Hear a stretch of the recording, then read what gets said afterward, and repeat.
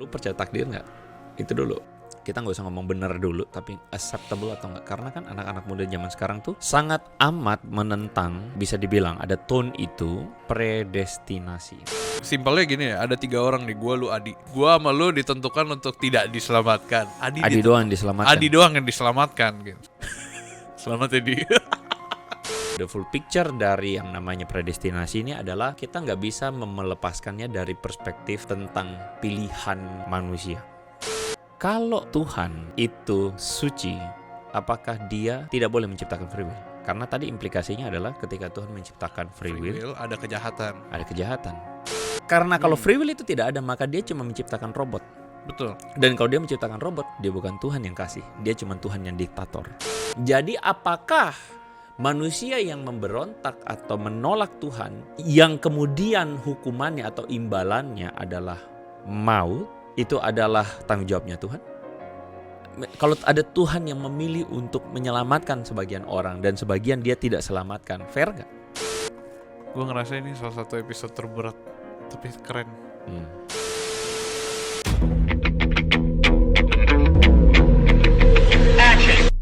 Teman-teman semua, welcome to Hello God on Topic Hot bareng gue Julius dan Andre Tunggal. Luar biasa, kita sudah seminggu ya gak ketemu. Untuk teman-teman semua, halo, welcome back to our newest episode terbaru yang baru kita syuting minggu ini. Ke Tidak tahu 63 lah mungkin. Setelah gue selalu bayangin setiap kali gue lihat YouTube ya, gue selalu mikir gila, panjang banget loh perjalanan kita. Perjalanan kita sudah bersama-sama dan sudah ditakdirkan. Betul. Gue baru mau ngomong, apakah sebenarnya kita bikin Hello God on Topic tuh merupakan takdir dari Tuhan? Gue baru mau bercanda itu lah. Kayaknya lah. takdir dan kan kayaknya kan kurang rohani kalau bilang teman-teman yang menonton ini nggak kebetulan. Iya, sebenarnya teman-teman yang nonton ini juga takdir mereka untuk nonton ini di hari Jumat malam atau di kapanpun mereka lagi nonton filmnya ya. Takdir. Yes, teman-teman, mungkin teman-teman juga udah lihat thumbnail. Biasa opening gue selalu gitu, karena mereka pasti selalu lihat thumbnail. Kita akan membicarakan sedikit tentang takdir, tapi ke arah yang lebih rohani, teman-teman. Takdir. Apa itu takdir? Enggak, apa itu takdir? Enggak, gue gak mau masuk ke topik berat dulu. Kita masuk ke topik yang simple. Gue mau jokes tapi gak jadi. Jangan. Next time aja jokes Si ya. Adi soalnya mancing di awal tadi takdir. Gue tahu arah jokesnya. Iya. Betul. Teman-teman tahu nggak ini arah jokesnya kemana? Arah jokesnya gitu. Gak usah. Lupa ke depan. Yes, takdir teman-teman. Do we believe in takdir? Apa itu takdir? Apakah kita nggak menentukan takdir kita sendiri gitu? Apakah kita ditakdirkan untuk? Nggak, bentar. Lu percaya takdir nggak? Itu dulu. Gue nggak percaya takdir. Lu nggak percaya? Gue nggak percaya. Lu takdir. nggak percaya jalan hidup lu udah ditentuin? Lu percaya nggak jalan hidup lu udah ditentuin? Gue tanya lu. Kan gue hostnya. Dasar lu. Ya udah, kalau dari gue nggak percaya. Gue percaya ada begitu banyak kompleksitas dalam kalau kita ngomongin lahir di keluarga mana ya, lahir tahun berapa, lahir kapan, situasinya apa. Tapi gue percaya lahir ketika gue hidup ditentukan nggak? Lahir tuh ditentukan nggak? Lahir di Oke gini, mati ditentukan nggak? Enggak. Jangan tertipu film, saudara-saudara semua. Mati itu ditentukan nggak? Mati nggak ditentukan. Nggak. Mati itu yakin. Kayak maksudnya kayak gue ditentukan untuk mati di umur gue segini gitu misalkan. Tapi lu tahu dari mana gue akan mati di umur segini? Bukan masalah lu tahu dari mana. Tuhan tentukan nggak? Kalau itu valid fix mutlak sih, Tuhan menentukan semua orang untuk mati nggak sih pada saat Oke.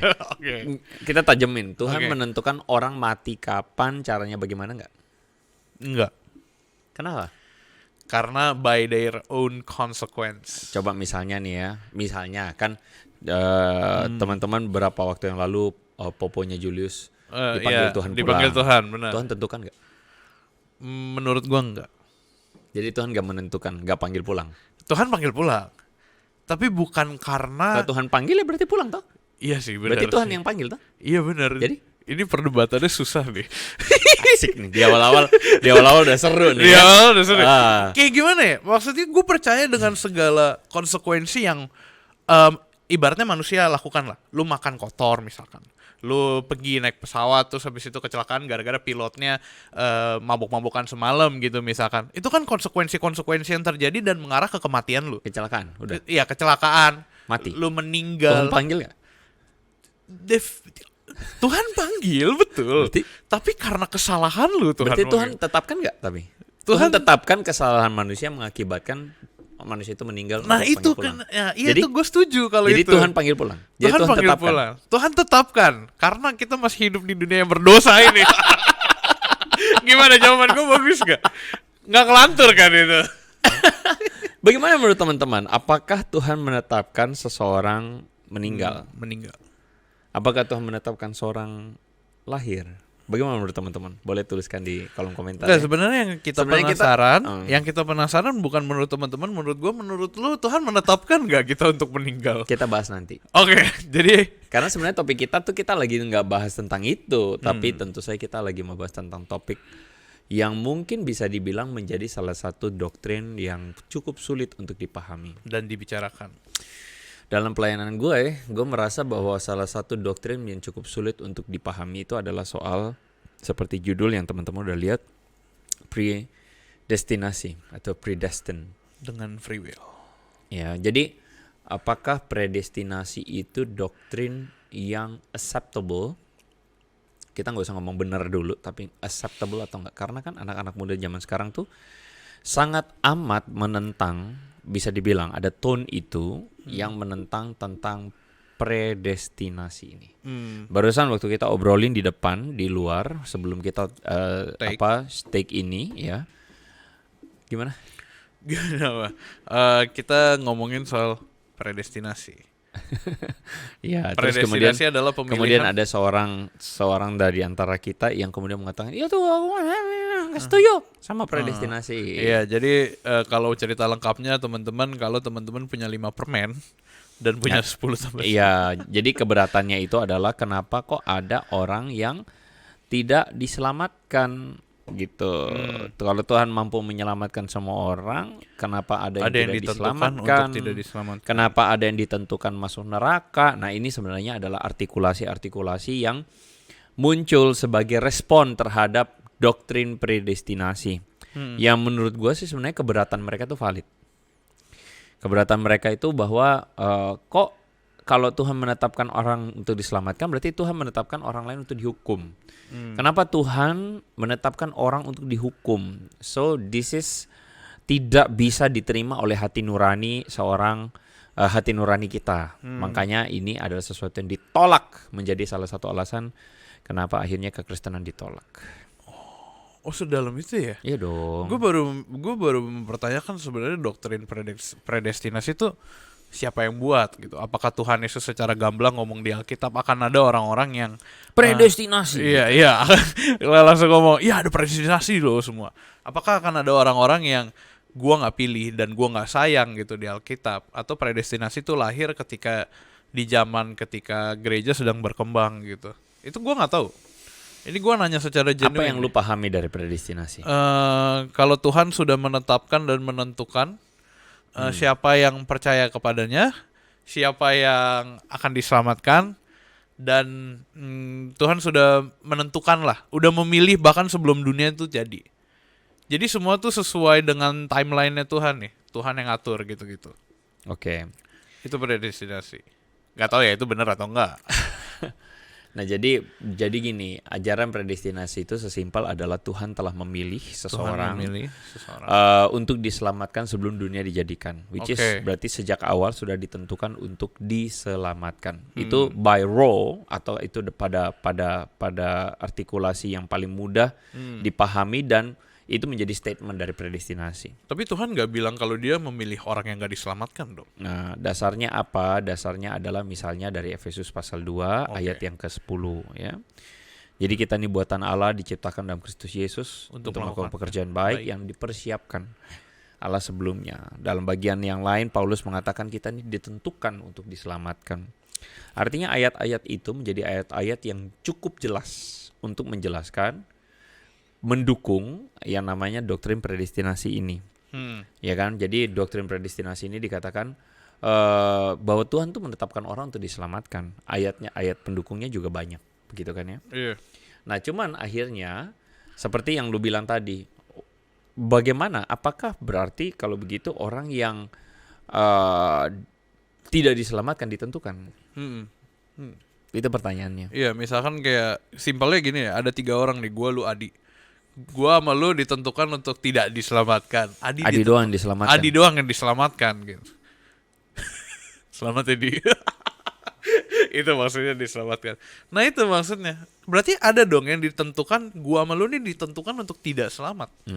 Bukan berarti statement Allah menentukan orang-orang yang diselamatkan, berarti juga Allah menentukan orang-orang yang tidak diselamatkan. Ya, itu adalah implikasi yang muncul. Yang kita tuh sekali lagi tidak bisa pungkiri bahwa tidak orang tuh bisa mampu berpikir begitu. Karena merasa bahwa ada yang diselamatkan berarti ada yang ditentukan untuk tidak diselamatkan. Oh iya. Nah sebenarnya memahami topik ini atau memahami hal ini itu sebenarnya tidak boleh kita langsung lihat dari perspektif itu. Tetapi kita mesti ngerti konteks belakangnya dulu. Oke. Begitu loh, ibarat kayak misalnya kita sedang melihat sebuah pemandangan di mana ada seorang yang kemudian mukulin. Misalnya ada seorang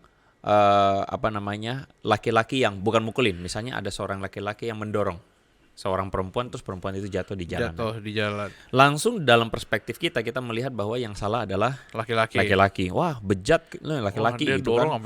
Masa mendorong perempuan jatuh? Padahal kita nggak tahu ceritanya bahwa sebenarnya ketika dia mendorong perempuan itu jatuh, bisa jadi setelah itu dia yang ditabrak mobil. Waduh. Karena dia lagi ngedorong perempuan itu. Heroik banget tuh. Heroik. Jadi artinya gini, kita melihat itu dalam kebenaran atau dalam sebuah frame yang setengah. Yes. Kita harus lihat konteksnya. Harus lihat the full picture. Betul, the full picture dari yang namanya predestinasi ini adalah kita nggak bisa melepaskannya dari perspektif tentang pilihan manusia.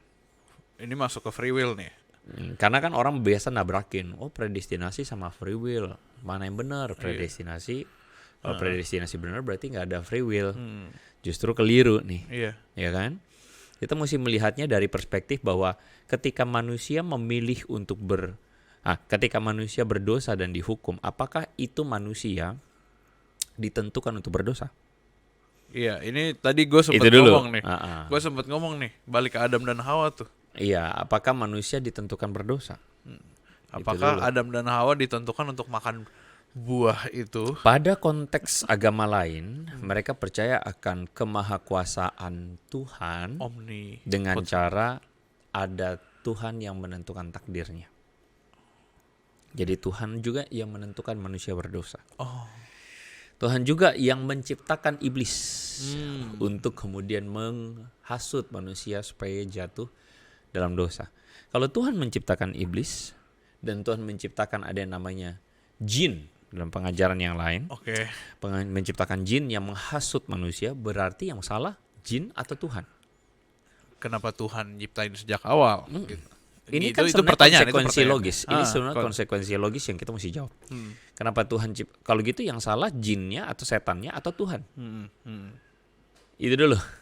Atau manusianya yang sesat. Kalau misalnya ada jin yang atau setan yang menghasut manusia dan manusia kemudian jatuh, maka ya sudah yang salah Tuhan. Kita nggak bisa lari dari konsekuensi itu. Iya. Yang salah Tuhan loh. Yang salah adalah berarti ini ada Tuhan yang menciptakan kejahatan. So kita kembali. Bagaimana dengan kekristenan? Bagaimana dengan kekristenan? Apakah Tuhan menciptakan atau menentukan, menetapkan bahkan sebelum dunia lahir? Menurut lu? Kita nggak usah ngomong itu dulu. Kita ngomong dari kejahatan dulu. Kejahatan itu Tuhan ciptakan nggak? Enggak. Iblis? Enggak. Jadi iblis ada sendirinya. Gue nggak tahu sebenarnya akar dari iblis lahir itu gimana. Cuma kalau gue dengar banyak cerita itu karena adanya iri hati dan dengki. Iri hati dan dengki dari Tuhan menciptakan malaikat. Malaikat yang iri hati dan dengki. Berarti siapa yang sumbernya? Monyong dong kalau gitu. Kalau dipikir-pikir jawaban gue salah juga ya. Gak jadi teman-teman itu salah. Berarti Tuhan menciptakan free will itu juga termaksud sebuah kesalahan dong. Gue makin berat nih gue pembicaraannya. Berat banget. Oke, kita papar pelan-pelan ya.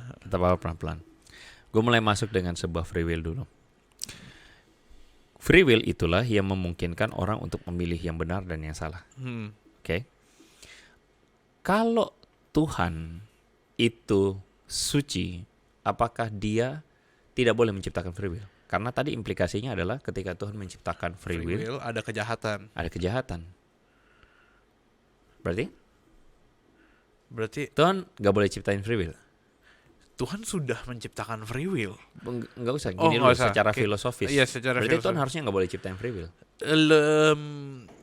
Iya, harusnya Tuhan tidak menciptakan free will. Kalau dia tahu, itu akan berujung kepada kejahatan. Harusnya Tuhan tidak menciptakan. Iya. Masalahnya adalah ketika Tuhan tidak menciptakan atau tidak memberikan ruang free will, maka dia bukan Tuhan yang Memberikan kehendak bebas. kasih. Ya, kasih. Kenapa begitu? Karena Tuhan itu adalah kasih. Dan kasih yang sejati adalah kasih yang memberikan ruang untuk mengasihi orang yang tidak mengasihi dia. Lu setuju nggak? Oke. Gue setuju. Kasih kepada orang yang pasti mengasihi kita itu kasih nggak? Itu kasih. Are you sure? Satu sisi, yes. Karena, Lu mengasihi orang yang pasti mengasihi lu. Itu kasih bukan? itu cuma return the favor berarti ya. Return the favor. Yes. Kasih yang paling sejati itu adalah ketika lu mengasihi orang yang tidak meresponi kasih lu. Setuju nggak? Wow, iya, setuju, gue Oke. setuju. Karena itulah dia memberi ruang free will. Karena Allah adalah kasih, Tuhan adalah kasih, dia tidak menyangkal natur kasihnya. Makanya dia menciptakan, kita nggak usah ngomong malaikat atau manusia dulu deh. Dia menciptakan ciptaan yang bisa memilih meresponi kasihnya atau tidak meresponi kasihnya. Lu setuju nggak sampai situ dulu? Sampai situ masih setuju gue, masih oke. Setuju? Kalau gue nggak setuju nanti soalnya perdebatan kita luar biasa sulit di sini. Tapi gue setuju dulu. Di situ setuju dulu nggak? Ah, Ya kan? Artinya free will itu harus ada. Karena kalau free will itu tidak ada, maka dia cuma menciptakan robot. betul. Dan kalau dia menciptakan robot, dia bukan Tuhan yang kasih. Dia cuma Tuhan yang diktator. Iya. Sampai di situ setuju nggak? Agree with? Kalau itu gue setuju. Jadi Tuhan menciptakan ciptaan yang punya ruang untuk memilih meresponi kasihnya dengan ketaatan atau membuang kasih Tuhan. Nah, itu adalah Makanya yang namanya artikulasi iblis yang jatuh itu tanggung jawab Tuhan bukan? lebih ke gue mau bilang tanggung jawabnya iblis, bisa nggak sih? Boleh gak sih? Gua Itu bilang? sepenuhnya tanggung jawabnya si iblis tersebut. Kenapa? Karena Tuhan konsekuensi. tidak menciptakan kejahatan. Dia cuma menciptakan Kebebasan. ciptaan dengan kebebasan karena dia kasih. Dan dia tidak memaksa untuk semua orang meresponi kasihnya dia. Gue mulai nangkep nih. Keren nggak? Keren sih. Jadi kejahatan tuh ciptaan Tuhan bukan? Bukan. Bukan. Tuhan nggak intention untuk menciptakan kejahatan itu dan bukan rencana Karena dia. kejahatan adalah konsekuensi dari pilihan bebas Masih bebas. manusia. Kita masuk ke manusia. Konsekuensi dari pilihan bebas manusia untuk tidak meresponi kasihnya. Tuhan. Nah, gitu dulu. Nah, itu gue tiba-tiba kepikiran. Lihat bagaimana Tuhan melihat ada begitu banyak konsekuensi manusia bisa melakukan dosa dan kejahatan, tapi dia melihat satu sisi baiknya. Kalau Tuhan tuh kalau orang-orang ini bisa memilih untuk mengasihi. Kita masuk ke Always manusia see ya. the good side, bro. Kita masuk ke manusia Kita ya. masuk ke manusia. Jadi Tuhan menciptakan manusia yang bisa meresponi kasihnya dia atau tidak meresponi kasihnya. Bisa meresponi kasihnya dia. Iya kan? Mm. Nah, manusia yang berdosa itu adalah manusia yang Tidak meresponi. tidak mau meresponi kasih Tuhan. Dan itu totally menjadi responsibilitas dari manusia itu sendiri. Setuju nggak? Gue setuju. Karena dia menciptakan manusia segambar dan serupa dengan dia dalam kehendak. Karena kalau kita tidak punya kehendak sendiri, berarti kita bukan makhluk ilahi. Betul. Karena yang namanya ilahi punya kehendak. Kita bisa Karena memilih. berpribadi. Kita bisa milih mau makan siang apa habis. Iya kan? Nah karena itu manusia yang jatuh dalam dosa adalah pilihan bebas manusia untuk apa? Untuk memberontak Mengabaikan. atau mengabaikan kasihnya Tuhan. Oke, Oke, sampai sini Sudah. keren nih. Keren. tertata ya? Iya, Sudah tertata ya? Rapi. Nah, sekarang manusia memilih untuk memberontak. Upah dari dosa adalah maut. Jadi apakah manusia yang memberontak atau menolak Tuhan yang kemudian hukumannya atau imbalannya adalah maut, itu adalah tanggung jawabnya Tuhan? Enggak. Enggak, tapi gue mau nambahin statement. Nah, nambahin. Enggak, tapi layaknya orang tua, dia tahu ketika anaknya nakal, anaknya jahat, orang tua tuh tetap ada kasih yang kayak, gue pengen lu jadi lebih baik. Gitu. Gua rasa Tuhan tuh ada sisi tanggung jawab sebagai papa mama ya, sebagai orang tua yang kayak, oke, anak gua nih kurang ajar, anak gua ada brengseknya juga, tapi gua masih sayang sama dia. So gimana caranya ya kayak like papa mama, dia pengen anaknya ke jalan yang benar gitu. Jadi gua rasa Dan Tuhan melakukannya nggak? dan Tuhan melakukannya. Ketika Tuhan Terhadap Yesus orang yang jahat sekalipun Tuhan disalib, melakukannya nggak? Tuhan melakukannya. Oke. Ketik- Lu jangan loncat dulu. sorry. Sabar. Semangat nih, pelan-pelan, nih. Pelan-pelan. Keren bro. nih, lumayan keren Pelan-pelan, nih. bro. Pelan-pelan ya. Kan Jadi ketika ada orang mengatakan bahwa Tuhan punya tanggung jawab dong untuk menyelamatkan semua orang. Salah. Karena gini dulu, kita ngomong tentang maut. Manusia menolak kasih Tuhan. Memberontak, buat dosa. Yes. Hukumannya, maut, maut itu apa? mati. Mati itu apa? Semua juga mati, kita juga mati. Tidak merasakan kasih Tuhan. Kalau kita baca di Alkitab, yang namanya maut atau mati itu selalu berhubungan dengan bukan yang kita pikirkan hari ini sebagai neraka. Anyway, produk sorga dan neraka itu adalah produk yang muncul belakangan. Oke.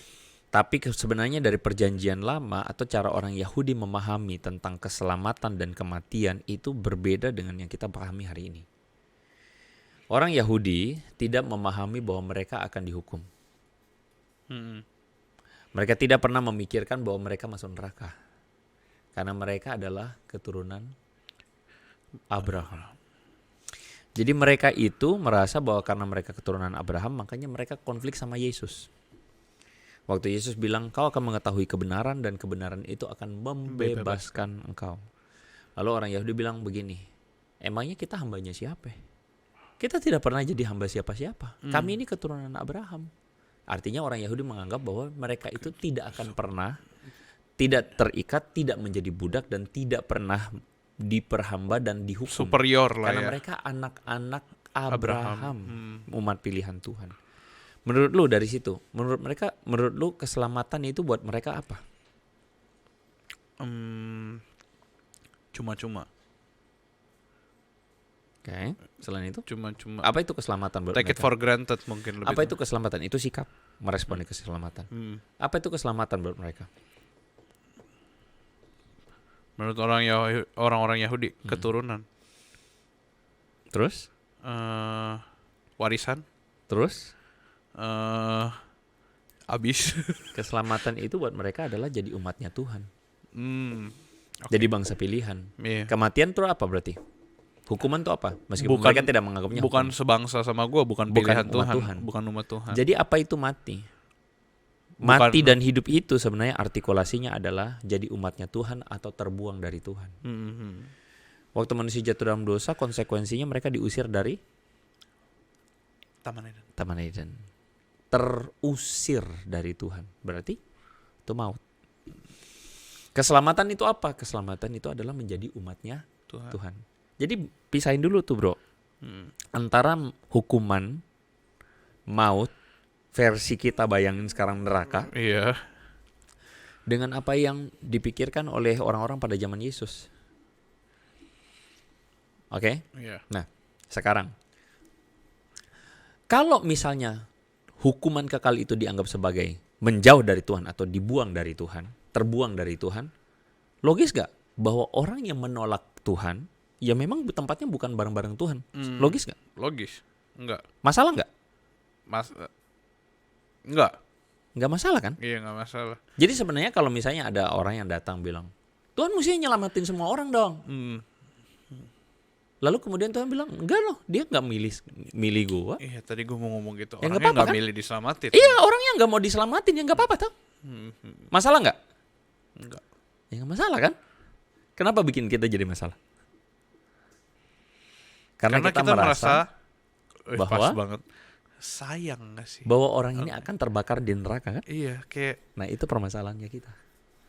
berarti sebenarnya apa yang kita pikirin tentang predestinasi sebenarnya masalah kita sendiri gitu ya.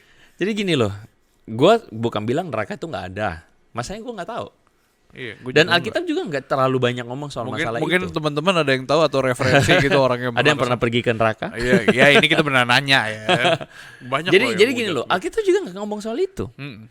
Nah sekarang orang yang tidak memilih Tuhan atau tidak memilih kasihnya Tuhan, meresponi kasihnya Tuhan, memilih mau jalan sendiri. Bagi kita atau bagi perspektif Tuhan itu kematian. Karena kamu keluar dari kehidupan pencipta. Kamu pengen memisahkan diri dari sang penciptamu. Iya. Kematian dong. Jadi orang yang dihukum fair nggak? Fair. Karena Fair. dia yang memilih untuk Dihukum keluar. ini maksudnya bukan Tuhan hukum dia. Ya dia sendiri yang memilih hukumannya dia. Fair nggak? Fair. Ada seorang anak kabur dari rumah. Iya. Orang tuanya wajib nggak untuk cari itu anak, paksa dia tinggal di rumah? Wajib nggak? Nggak wajib. Nggak wajib. Ada tapinya, tapi langkah terbaik adalah untuk cari. Tapi orang tua yang baik dan kasih akan terus mencari anaknya, panggil pulang. Setuju? Setuju. Itu gue setuju. Oke. Itu gue setuju. Tapi anak ini mengeraskan hati dan tidak mau meresponi panggilannya dia, tuh orang tuanya. Dia kabur terus. Iya. Fair nggak?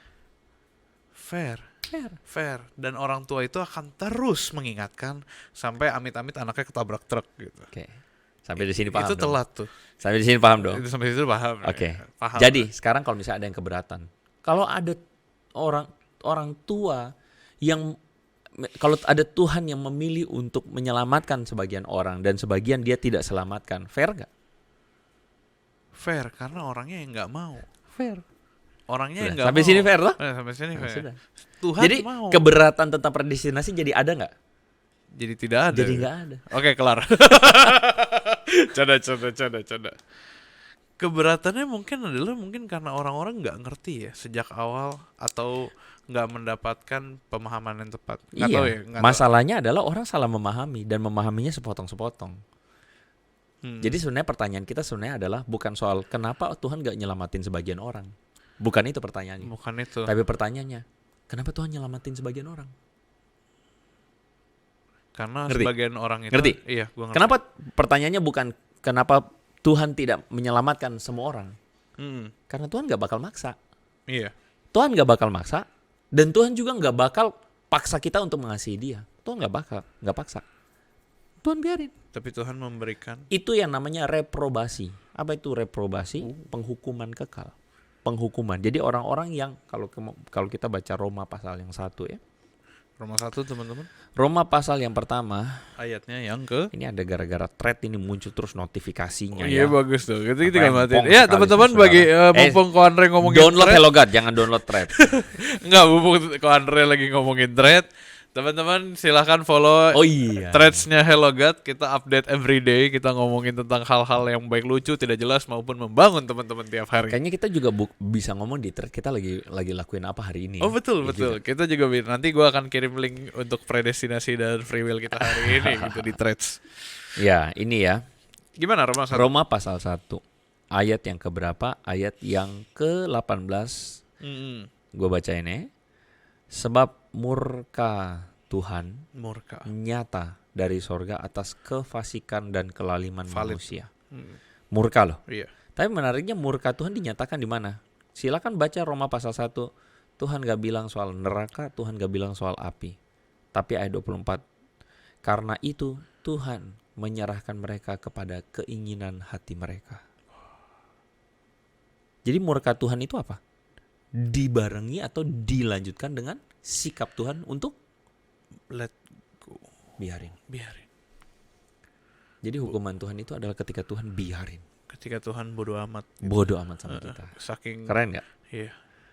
Keren gak? Keren sih. Jadi Tuhan menyerahkan mereka pada keinginan hati mereka akan kecemaran sehingga mereka mencemarkan tubuh sebenarnya mereka bukan dan sebagainya. hukuman dan sebagainya yang di highlight di situ. Ayat 26. Tuhan menyerahkan mereka pada hawa nafsu yang memalukan.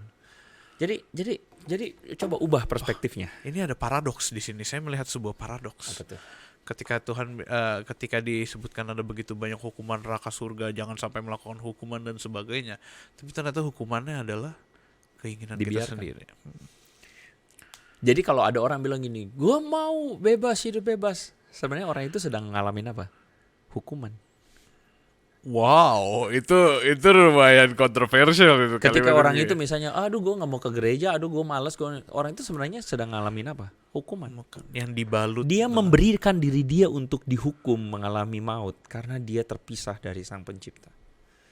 Terpisah dari sang pencipta. Bisa gak ada orang yang bilang dia mau bakal masuk surga tapi dia ngalamin hukuman? Bisa banget. Karena dia lagi menjalani hukumannya juga. Karena dia menyerahkan dirinya pada hawa nafsunya. Dan orang yang seperti itu, menurut perspektif Alkitab, sedang mengalami hukuman. Oke. Wow, oke. Keren ya? Iya. Oke, kita balik. Gue mau balik ke Kita bagian balik ke yang tadi. predestinasi. Iya, gue mau balik Lu ke. simpan. Oke, gue simpan ya. Gue ngomong dulu nih, Oke. lu simpan. Jadi predestinasi itu apa?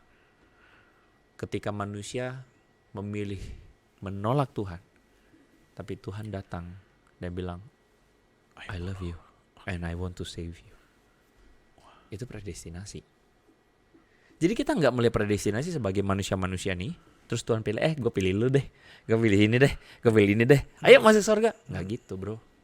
Predestinasi itu adalah ketika Tuhan di tengah kebebalan dan kerusakan kehancuran manusia, total depravity, Yes. manusia yang tidak mampu melihat mana yang benar, mana yang salah, Tuhan datang mengenalkan dirinya. Akulah jalan dan kebenaran dan hidup. Come to me. Itu predestinasi. Dan predestinasi itu adalah ketika Tuhan secara konsisten dan ngotot menyatakan kasih-Nya kepada kita sampai Mati. kita akhirnya mengalami kebuka mata rohani kita sehingga kita meresponi kasih-Nya Tuhan. Disitulah kita diselamatkan. Jadi predestinasi itu adalah Allah yang menetapkan sejak semula. Dia menetapkan boleh nggak? Boleh banget. Itu hak dia. Ya kan? Karena semua orang kan pada dasarnya menolak Tuhan nih. Itu yang Paulus bilang, semua manusia berdosa, kehilangan kemuliaan Allah. Semua manusia tuh pada dasarnya menolak Tuhan. Hatinya tuh sebenarnya jauh. Hatinya tuh sebenarnya penuh hawa nafsu. Iya. Itu tadi tuh. Iya. Tapi Tuhan itu tidak membiarkan kita binasa semuanya. Dia memilih kita, sebagian di antara kita untuk mengalami kasih-Nya Dia. Kepada orang yang lain dia nyatakan kasih nggak? Ya dia nyatakan, tapi kalau misalnya lu nggak mau ya nggak apa-apa. Tapi buat sebagian orang dia selamatin. Makanya kata sebagian itu jadi jebakan ya. Ketika kita mikir sebagian, sebenarnya itu semua. Tapi hanya sebagian yang meresponi. Kenapa bisa sampai meresponi? Bukan karena kita mampu meresponi. Tapi kita karena Tuhan memilih. gak nyerah. Oh iya, Tuhan gak nyerah. Tuhan gak berhenti ketika kita nolak dia. Dia terus menerus menyatakan kasih-Nya. Itu gue memahami predestinasi itu kayak gitu. Gue gak memahami predestinasi dalam pikiran sebagian orang yang clear, yang merasa, oh Tuhan gue udah pilih dari awal. Gak begitu. Maksudnya Tuhan menyelamatkan orang yang untuk masuk surga. Gue gak melihat begitu. Gue melihat bahwa Tuhan itu ngotot. Ketika kita terus menerus menolak kasih-Nya dia ngotot untuk nyelamatin lo. Sampai hati lu mengalami atau terbuka mata rohaninya. Lu punya kucing di rumah? Punya, banyak. Perlu disebut. Kenapa lu nggak menyelamatkan semua kucing di jalan? Jawaban realistisnya adalah karena nggak ada space. Iya, realistis. Dan sebenarnya pada akhirnya kan orang akan bilang itu hak lu, Jul. Iya, gue yang memilih. Betul kan? Ada 3 ekor kucing jalanan di jalan. Lu ambil 1. Apakah lu jadi bersalah karena lu ninggalin yang 2? Merasa Apalagi yang 2 ini ngotot ngelawan lu. Iya. Cakar lu, marahin lu. Yang 1 ini juga marahin nggak? Iya, tapi lu ambil 1 ini. Lu pilih, ya udah gua ambil lu aja. Terus yang tadinya cakar-cakar lu, waktu lu kasih makan, pelan-pelan dia mulai lihat, ih ternyata makhluk raksasa depan gue ini baik juga ya. Akhirnya dia meresponi. Dia jadi sayang sama lu. Itu predestinasi.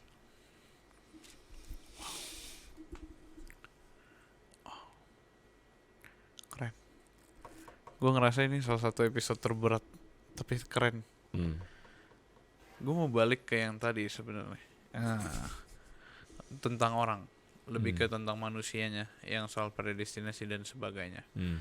Berarti ada apakah ada beban atau tanggung jawab gitu dari orang-orang yang pernah merasa kalau Tuhan kok kayaknya nggak adil, Tuhan tuh kayaknya kok nggak sayang kepada orang-orang yang belum meresponi. Gue pakai kata belumnya, gue belum meresponi. Karena kita nggak pernah tahu. Itu pertanyaan, masalahnya. Kita nggak pernah tahu apakah orang ini nanti akan meresponi kasih Tuhan atau tidak. Kita nggak pernah tahu.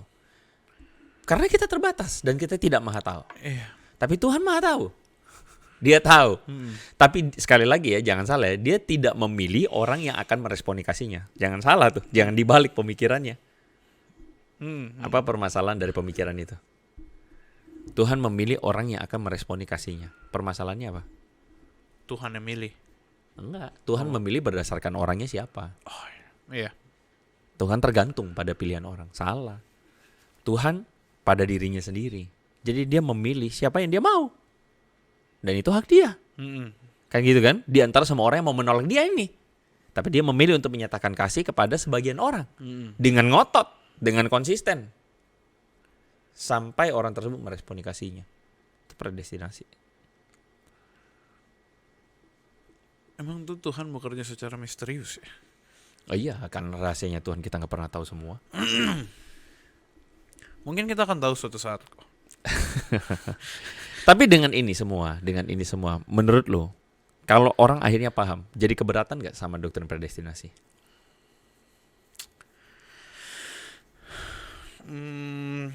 Gue percaya pemikiran tiap orang beda-beda, dan gue yakin pasti ada aja yang nggak percaya. Kalaupun dia percaya, bukan nggak percaya, tapi maksudnya ada keberatannya nggak? Ada yang keberatan.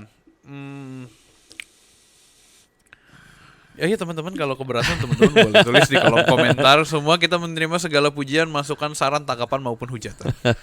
Gue banyak tuh kemarin pas bahasa roh. Bagaimana menurut teman-teman semua setelah mendengar ini semua? Iya. Bagaimana menurut teman-teman? Apakah ada keberatan? Apakah ada keberatan? Sebenarnya karena ini adalah sesuatu yang kita tidak kita pahami. Iya. Gue tumbuh besar dalam kultur tradisi gereja, beberapa gereja. Iya. Dan gue juga belajar dari sekolah teologi yang benar-benar reform gitu kan. Artinya kita mempelajari teologi reform dan seringkali yang kita sulit untuk mengartikulasikannya pada zaman ini. Karena predestinasi ini kan artikulasi yang Calvin, Yohanes Calvin itu benar-benar sering ulang. Sebenarnya kata predestinasi itu sendiri bagaimana Calvin itu memformulasikannya. Dan dia banyak pakai teologi dari Agustinus. Iya. Gitu. Ya, jadi waktu zaman Calvin itu ada perdebatan antara monergism dan sinergism. Apa itu monergism? Monergism itu adalah salvation by karya Tuhan only, mono. Kalau sinergi itu Tuhan bekerja, kita juga dan bekerja sama dengan manusia. Nah, ada perdebatan antara sinergism dan monergism itu. Dan Calvin membela monergism. Iya. Ya, karena melihat bahwa itu keselamatan sepenuhnya karyanya Tuhan. Kita setuju nggak sampai di situ? Sepakat. Karena kalau Tuhan nggak benar-benar karena semuanya bergantung pada inisiatifnya Tuhan. Kalau Tuhan nggak menginisiatifkan, manusia itu tidak akan bisa selamat. Kenapa? Karena hati kita cenderung berdosa. Hati kita lari kepada kejahatan, kepada hawa nafsu. Kalau Tuhan nggak berinisiatif, matilah kita. Iya. Nah, makanya semuanya itu ada bergantung pada karyanya Tuhan. Makanya predestinasi itu lahir di situ, didukung oleh ayat-ayat yang mengatakan bahwa manusia telah dipilih sejak semula. Predestinasi. Predestined. Nah, cuman masalahnya yang kita pahami hari ini kita nggak paham konteksnya. Kita cuman ambil sepotong predestinasi Tuhan memilih. Berarti kalau gitu ada sebagian yang Tuhan tentukan untuk masuk dalam neraka. Salah sekali itu. Ibarat kayak tadi tuh ya, kita cuma melihat sebatas ada seorang cowok dorong cewek jatuh. Tapi kita nggak lihat gambaran Kita nggak lihat gambaran besarnya. Ternyata dia dorong karena dia ada mobil mau tabrak misalnya. Iya. Atau bisa jadi pada konteks yang lain dia dorong karena apa nih, cewek rese banget misalnya. Iya. Kita nggak pernah tahu kan, itu masalahnya. That is 35 to 40 minutes talk about predestinasi. Tapi gue lihat di YouTube sejauh ini ya, baru-baru tadi gue buka predestinasi dan free will di YouTube, semua bahasnya sejam. Jadi nyambung kan? Jadi di predestinasi dan free will itu menjadi sesuatu yang interwoven. Apa interwoven ya? Sesuatu yang saling kait mengait kan? Iya. Gitu. Jadi ini bukan sesuatu yang diperdebatkan sebenarnya, sesuatu yang ditabrakkan. Orang yang melihatnya sesuatu ini yang bertabrakan, ini melihatnya sepotong-sepotong. Tapi ini sebenarnya interwoven. Artinya berjalan bersamaan. Free will itu naturnya manusia yang Tuhan kasih. Tapi di saat yang bersama-sama Tuhan mempunyai independensi untuk memilih siapa yang dia ingin kasihi. Dan itu tidak bertentangan. Jadi bukan free will tentang ini nanti Tuhan nentuin makan siang kita bacang atau nasi goreng ya, bukan free will kayak gitu, tapi free will yang lebih the bigger picture.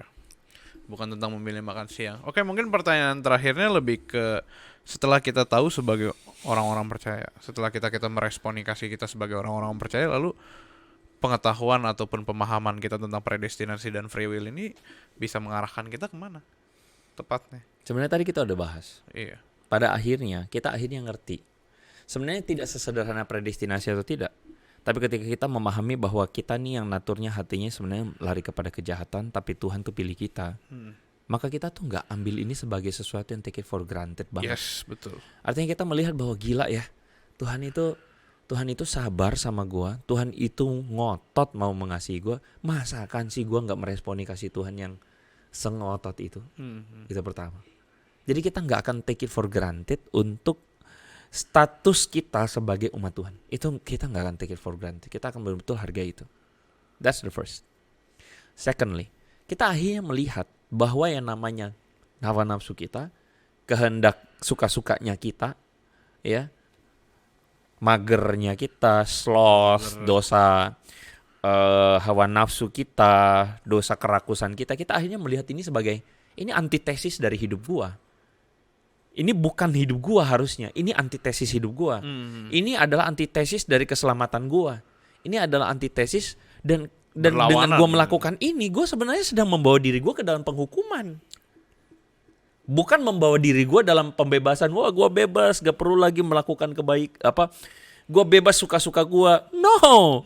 Lu bukan bebas suka-suka lu. Lu lagi memperbudak diri lu. Dalam kan? Dalam. Banget. Wow. Lebih ke wow. Mungkin kita perlu menghadirkan lebih banyak topik-topik speechless seperti ini kali ya. Benar gak sih? Kita kan salah satu alasannya kita melihat bahwa media dan berita-berita sekarang tuh banyak yang tidak relevan dengan apa yang perlu kita bahas, dan juga untuknya buat teman-teman semua yang lagi nonton. Jadi ya kita berharap apa yang hari ini kita bahas, khususnya lebih dalam tentang predestinasi dan free will, itu bisa memberikan teman-teman sebuah pemahaman atau gambaran gitu. Gue yakin abis ini sesi ini perlu juga tuh Jul, lu nonton sekali lagi podcast kita. Serius, gue serius. Yang mana yang ini? Iya. Untuk pemahaman lebih lanjut. Karena untuk memahami ini, gue sendiri harus memikirkan ini berkali-kali. Iya, gue setuju sih. Gue juga setuju. Tadi gue juga udah mikiran itu. Gue pikir lagi. Karena ini tuh satu hal yang, to be honest ya, gak semua orang juga tahu. Iya, gue setuju. Ya teman-teman silakan bilang, wah ini kok Andre beda sendiri nih, maksudnya kok beda lu, ini ajaran sesat, silakan lah Anda ngomong gitu. Tapi tunjukkan sesatnya di mana. Dan gue sangat yakin dengan definisi ini sebagai definisi yang sangat biblikal banget. Ya coba kita lihat nanti berapa akun-akun yang semakin menghujat ataupun yang merepost konten kita. Tapi so far as we go 60 plus episode, gue merasa kayak kayaknya semakin gue dihujat semakin banyak komen, semakin sukses. Bukan maksudnya semakin sukses dalam arti yang kayak oh berarti ada nih orang yang nonton gitu, ada nih yang niat nonton gitu. Aduh, thank you deh teman-teman. It's been a long episode, tapi kita berharap pemahaman 35-40 menit ini bisa menguatkan teman-teman, khususnya ya menyadarkan kepada kita semua lah tentang betapa dan begitu indahnya kasih Tuhan gitu kepada kita, kepada gua, lu, Andre, dan semua manusia yang ada. Oke, thank you teman-teman. Kita juga minta tolong dukungannya untuk mendownload aplikasi Hello God yang ada di Play Store dan App Store. Pas banget itu teman-teman. Di aplikasi ini teman-teman bisa didukung, mendoakan, dan juga didoakan oleh teman-teman, khususnya dengan beberapa banyak life coach dan orang-orang baik yang mau mensupport teman-teman dalam kehidupan teman-teman. Juga kita minta dukungan untuk follow sosial media kita, ada Instagram, TikTok, YouTube. Teman-teman juga bisa dengerin podcast ini di Spotify dan Noise. Oke lah kalau gitu, thank you Ko Andre for today. Thank you untuk Adi di sana, gua di sini, dan untuk teman-teman semua for watching Hello God on Topic, where Hello God will always be on topic. God bless you teman-teman semua. Stay connected with Hello God. Jangan lupa stay connected with God juga.